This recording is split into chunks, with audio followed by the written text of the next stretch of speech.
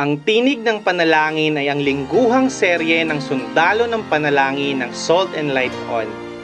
Tayo'y magdalanginan, ipapanalangin namin kayo at ipanalangin nyo rin kami. Ama naming Diyos, naway ang kalooban mo lamang ang siyang maghari sa sangkalupaan, hindi ang kalooban ko, kundi ang kalooban mo ang mangyari. Ang kalooban mo ang siyang maging kalooban ko dito sa lupa para lang sa langit. Sa makapangyarihang pangalan ni Jesus. Amen.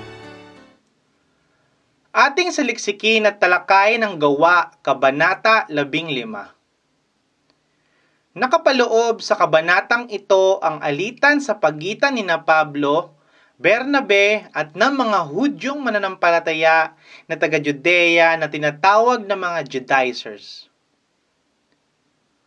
Bago natin alamin ang nilalaman ng Kabanata 15, alamin muna natin kung sino nga ba itong mga taong ito na tinatawag sa Ingles na Judaizers at ano nga ba ang pagtutuli.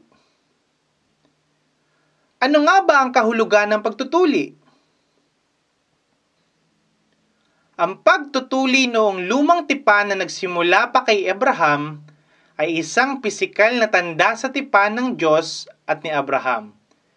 Kaya ito ang sinunod ng marami sa mananampalataya. Ngunit ito'y hindi na naaangkop sa bagong tipan sa Diyos. Dahil ang pagtutuli sa bagong tipan ay hindi pisikal, kundi espiritual na pagtutuli na hindi ang laman ang tinatanggal, kundi ang ating lumang pagkatao na tumutukoy sa kaligtasan na ginaganap ng banal na Espiritu Santo, kaya tayo nagkaroon ng bagong buhay kay Kristo. Sino nga ba ang mga taong ito na tinatawag na mga Judaizers? Ang mga taong ito ay isang pangkat na mananampalatayang Hudyo na mula sa Judea na tinanggap ang pananampalatayang Kristyanismo, ngunit patuloy pa din na sumusunod at pinapahalagahan ng batas ni Moises o ang mga batas sa lumang tipan.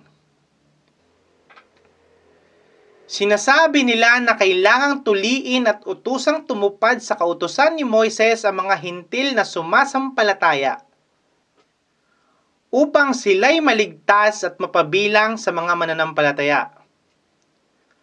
Ang mga taong ito'y patuloy na hinihikayat ang mga tao upang sila'y madala din nila sa kanilang maling pananaw patungkol sa kaligtasan. Ang mga itinuturo at itinatanim nila sa isipan ng lahat ay mali. Dahil ito'y ayon lamang sa kanilang paniniwala at mga sinusunod.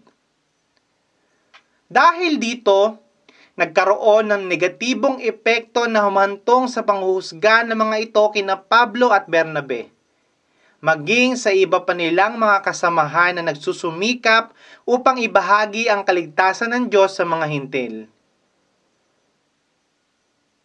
Dahil hindi daw nila itinuro ang batas ni Moises sa mga hintil, kaya sinabi nilang sila'y mali.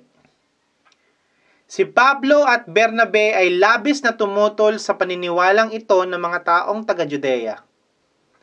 Kaya itinuro nila sa mga tao ang katotohanan at tamang pananaw na naligtas at naging karapat dapat tayo dahil sa lahat ng ginawa ni Hesukristo, hindi dahil sa ating mga ginawa o pagsunod.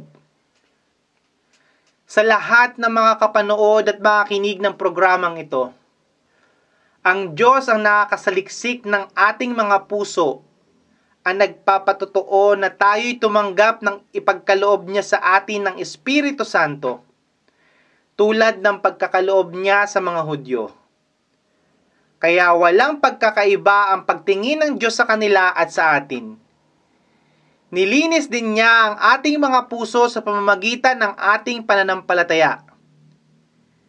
Hindi tayo naligtas dahil sa ating pagsunod, bagkus naligtas tayo dahil sa ating pananampalataya kay Hesukristo na ating Diyos. Sa pamamagitan niya lamang tayo ay maliligtas, hindi ng kung anumang bagay, tao o gawa. Ito ang nais sabihin ni na Pablo at Bernabe sa lahat, na tanging sa pananampalataya lamang natin sa Diyos, tayo ay maliligtas at naligtas. Tayo'y manalangin. Panginoong Diyos na makapangyarihan sa lahat,